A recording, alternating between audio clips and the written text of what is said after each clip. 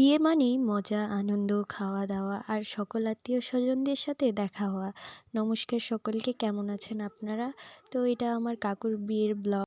আর কাকুর বিয়েতে আমি কি কি করলাম সেটাই আপনাদের সাথে শেয়ার করব। কাকুর বিয়ে আর সাজগোজ করব না সেটা তো হতেই পারে না। আমিও সাজগোজ করেছি আর সকলকে সাজানোর দায়িত্ব আমার উপরে পড়েছে। সবাইকে সাজাইতে সাজাইতে গাইস আমার অবস্থা খারাপ, দেখেন। তারপরে আমরা চলে গেলাম গ্রাম পূজার জন্য। হলুদের আগে আমাদের এখানে গ্রাম পূজা করা হয়। আমাদের এটা এলাকায় এটাকে গ্রাম পূজাই বলে। গ্রামের সকল মন্দিরে পূজা করা হয়। তো ওইখানে একটু নাচ হইলো, সবাই আমার বড় মা কাকিমা সবাই নাচ করলো। তারপরে হলুদ বাটার অনুষ্ঠান হচ্ছে। আর হলুদ বাটার সময় পাড়ার মা কাকিমা যত আছে সবাই আঞ্চলিক ভাষায় গান করতেছিল। তো সেই গানগুলো আমি বেশিরভাগ বুঝতে পারতেছিলাম না।